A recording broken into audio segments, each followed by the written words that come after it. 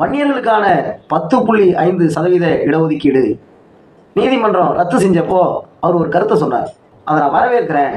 ஏன் அவங்களுக்கெல்லாம் கை கால் இல்லையா அப்படின்னு கேட்டவர் இதே பாரிவேந்தர் பச்சைமுத்து அவர்கள். தங்கை அனிதா என்பது ஒரு உணர்வு, திராவிட இயக்கம் என்பதே சமூக நீதி. வணக்கம். தமிழ்நாடு சட்டமன்றத்தின் 148வது தொகுதியான குன்னம் சட்டமன்ற தொகுதியில் மதசார்பற்ற முற்போக்கு கூட்டணி சார்பாக திராவிட முன்னேற்ற கழகத்தினுடைய அரியலூர் மாவட்ட செயலாளரும் போக்குவரத்து மற்றும் மின்சாரத்துறை அமைச்சருமான மரியாதைக்குரிய சாசி சிவசங்கர் அவர்கள் மீண்டும் களம் காணுகிறார். அவரை எதிர்த்து என்டிஏ கூட்டணி கட்சிகளின் சார்பில் அதிமுக சார்பாக ஐஜேகே கட்சியினுடைய வேட்பாளர் பாரிவேந்தர் பச்சைமுத்து அவர்களுடைய வேட்பாளர் சரண்யா அன்பழகன் அவர்கள் நிறுத்தப்பட்டிருக்கிறார். இருவருமே தேர்தல் பணியில் வேகமாக போய்கிட்டு இருக்காங்க. அமைச்சர் சிவசங்கர் அவர்கள் இந்த தொகுதிக்கு நாம் ஆற்றிய பணி என்ன, இனி செய்ய வேண்டிய பணிகள் என்னென்ன இருக்குது அப்படிங்கிறதெல்லாம் சொல்லி பிரச்சாரம் பண்ணிட்டு போகிறார்.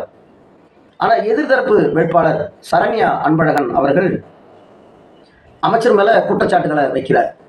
அவர் எதிர் வேட்பாளராக குற்றச்சாட்டுகளை வைக்கட்டும். அவங்க என்ன பண்ணுறாங்கன்னா, விளம்பர கம்பெனியை பிடிச்சி ரீல்ஸ் பண்ணுறாங்க. ரீல்ஸ் பண்ணி அந்த ரீல்ஸை பதிவு செய்கிறாங்க. இன்ஸ்டாகிராம், ஃபேஸ்புக்கு இதெல்லாம் பார்த்து பதிவு பண்ணுறாங்க. அதில் அவங்க கேட்குற சில கேள்விகள், ஏன் சார் மருத்துவமனை இப்படி இருக்குது, ஏன் சார் சாலை வசதி இப்படி இருக்குது, ஏன் சார் போதை பழக்கத்தில் அடிமையாயிட்டாங்க இளைஞர்கள், அப்படிலாம் சில விஷயங்களை கேட்குறாங்க. அதுக்கு அவர் பதில் சொல்லுவார். அதெல்லாம் அரசியல், அதெல்லாம் நம்ம தலையிடலை. ஆனால் அந்த கோயபஸ் பிரச்சாரம்னு சொல்லுவாங்களே, பிஜேபி எப்பவுமே செய்வாங்க. ஒரு போலித்தனமான பிரச்சாரத்தை செய்து அவதூறை செய்திகளை பரப்பி எப்படியாவது யாரையாவது மிழுங்கி நம்ம பதவிக்கு வந்துடணும், ஆட்சிக்கு வந்துடணும்னு நினைப்பாங்களே, அதே மாதிரி சரண்யா அவர்கள் ஒரு செய்தியை சொல்கிறார். என்னென்னா, இந்த மண்ணை சார்ந்த நீட் எதிர்ப்பினுடைய குறியீடாக இன்றவரும் இந்திய அளவிலே இருக்கக்கூடிய தங்கை அனிதா அவர்களை பற்றி ஒரு அவதூறான பிரச்சாரம் செய்கிறார். தங்கை அனிதாவுடைய மரணத்துக்கு நம்முடைய வேட்பாளர் சிவசங்கர் அவர்கள் தான் காரணம் அப்படிங்கிற மாதிரி ஒரு பிரச்சாரத்தை அவர் இந்த மண்ணில் செய்கிறாரு. அதோட அந்த குடும்பத்தை ஏன் சார் குடும்பப்படுத்துறீங்க அப்படின்னு கேட்குறாரு. அவர் குடும்பப்படுத்துறாரா இல்லையா அப்படிங்கிறத நம்ம தங்கை அனிதா அவர்களுடைய உடன் பிறந்த சகோதரரான மணிரத்னம் அவர் காணொலி போட்டு அதை விளக்கி இருக்கிறாரு. முகநூல் பதிவாகவும் அவர் போட்டிருக்கிறாரு. அந்த காணொலியை பாருங்க. வணக்கம். நான் நீட் தேர்வை எதிர்த்து போராடிய தங்கை அனிதாவோட அண்ணன் மணிரத்னம். இங்கே குன்னம் சட்டமன்ற தொகுதியில் ஐஜேகே கட்சியோட வேட்பாளராக இரட்டை இலை சின்னத்தில் போட்டியிடுற சரண்யா அவர்கள் என்னுடைய தங்கை குறித்தும் என்னுடைய தங்கையோட போராட்டத்தின் போதும் தங்கையோட இறப்பின் போதும் எங்களுக்கு உறுதுணையாக இருந்த அண்ணன் எஸ் சிவசங்கர் அவர்கள் மீது பார்த்தீங்கன்னா அபாண்டமான பொய்யான குற்றச்சாட்டுகளை ரீல்ஸ்களாக போட்டுக்கிட்டு இருக்காங்க.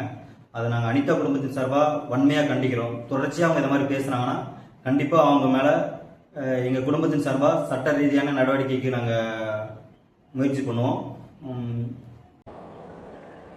எனவே இப்படி ஒரு அவதூறான பிரச்சாரத்தை செய்து வாக்கு சேகரிக்கிறார்.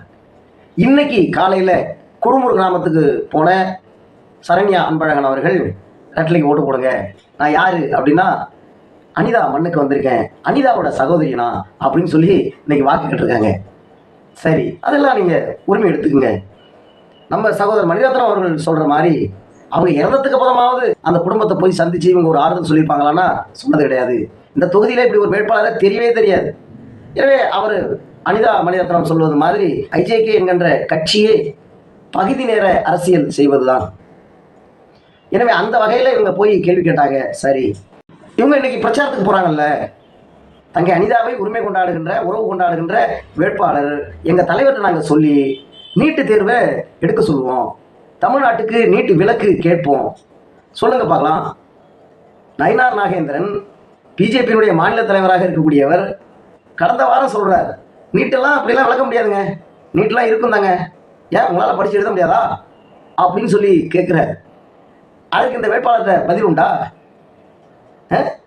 எல்லாரும் ஒரே கூட்டணி, ஆனால் ஒவ்வொன்றும் ஒரு திக்கில் ஒவ்வொரு கொள்கை. தேர்தல் முடிஞ்ச உடனே எல்லாரும் கக்கா பிரித்து கழண்டு காணாமல் போயிடுவாங்க. இதுதான் என்டிஏ கூட்டணி. ஆதாயம் தேடிக்கொண்டு கிளிகள் பறப்பது மாதிரி பறந்துடுவாங்க. இந்த விவரங்கள் எதுவுமே தெரியாமல் இந்த வேட்பாளர் சரண்யா அன்பழகன் அவங்க பேசுகிறாங்க. நம்ம ஐயா பாரிவேந்தர் பச்சைமுத்து அவர்கள் நம்ம அனிதா மணிரத்னம் அவர்கள் சொல்கிறது மாதிரி ஒரு சீட்டு கொடுத்துருக்கலாமே, அவங்க மரணமடையாமல் இருந்திருப்பாங்களே. சரி, அதுதான் நடந்து போச்சு. இதுவரை அந்த பாரிவேந்தர் பச்சைமுத்து அவர்கள் நீட்டு விலக்கு கேட்டு ஏதாவது போராடி இருக்கிறாரா? இல்லை அந்த குடும்பத்தை போய் பார்த்துருக்கிறாரா? எதுவுமே கிடையாது. அவர் மேலேயே மருத்துவ சீட்டு வழக்கு தான் இருக்குது, நில மோசடி வழக்கு இருக்குது, பல வழக்குகள். அவர் இந்த தொகுதி பக்கமே இது வரைக்கும் வந்ததே கிடையாது. தேர்தலுக்காக ஒரு வேட்பாளரை நிறுத்தி ஆதாயம் தேட நினைப்பது, அதிலும் எதிர் தரப்பில் இருக்கக்கூடியவங்களை அவதூறு பேசுவது என்பது வன்மையான கண்டனத்துக்குரியது. இன்னொரு செய்தி என்ன அப்படின்னா, வன்னியர்களுக்கான 10.5% இடஒதுக்கீடு நீதிமன்றம் ரத்து செஞ்சப்போ அவர் ஒரு கருத்தை சொன்னார். என்ன கருத்து அப்படின்னா, அதை நான் வரவேற்கிறேன் அப்படின்னு சொன்னவர். அதை நான் வரவேற்கிறேன், ஏன் அவங்களுக்கெல்லாம் கை கால் இல்லையா அப்படின்னு கேட்டவர் இதே பாரிவேந்தர் பச்சைமுத்து அவர்கள். அதை நம்முடைய மாவீரன் ஜே குரு அவர்களுடைய மகள் திருமதி விருத்தாம்பிகை அவர்கள் அப்போ 2021 தன்னுடைய முகநூல்ல பதிவு பண்ணி கண்டனம் தெரிவிச்சிருக்காங்க. ஊடகங்களிலையும் பேசி அதுக்கான கண்டனத்தை பதிவு செய்திருக்கிறாங்க. எனவே இப்படிப்பட்ட ஒருத்தர் 10.5க்கு அவர் தான் எதிர்ப்பு. ஆனால் இன்னைக்கு அதே முகத்தோட தான் வந்து எல்லோரோடையும் வந்து ஓட்டு கேட்கிறார். இது சம்பந்தமாக நான் ஒரு தனி பதிவாக போடுகிறேன். தங்கை அனிதா என்பது ஒரு உணர்வு. நீட்டை எதிர்க்கணும். காலங்காலமாக கல்வி மறுக்கப்பட்ட ஒரு சமூகத்திற்கு இன்னும் கொடுமைகள் இழைக்கப்படுகிறது பிஜேபியால். அதை பின்தொடர்ந்து செல்கின்ற அதில் கூட்டணியில் இருக்கின்ற அதிமுகவால். அப்படிங்கிறப்போ இதை கடுமையாக நம்ம எதிர்க்கிறோம். இந்த தேர்தலே உங்களுக்கு அதோட ரிசல்ட் தெரியும். எனவே அப்படிப்பட்ட ஒரு போராளியை நீங்கள் ஒரு அரசியல் ஆதாயத்துக்காக நீங்கள் பயன்படுத்துகிறீர்கள். வேற யாரும் அதை கையில் எடுக்கிறதில்ல. எங்கள் வீட்டு பிள்ளைகள் படிக்கணும். திராவிட இயக்கம் என்பதே சமூக நீதி, பிள்ளைகளுடைய படிப்புக்காக உருவாக்கப்பட்டது. நீதி கட்சி காலத்திலிருந்து சுயமரியாதை இயக்கம், திராவிடர் கழகம், திராவிட முன்னேற்ற கழகம்னு இந்த சமூக நீதி வரலாறு தொடருது.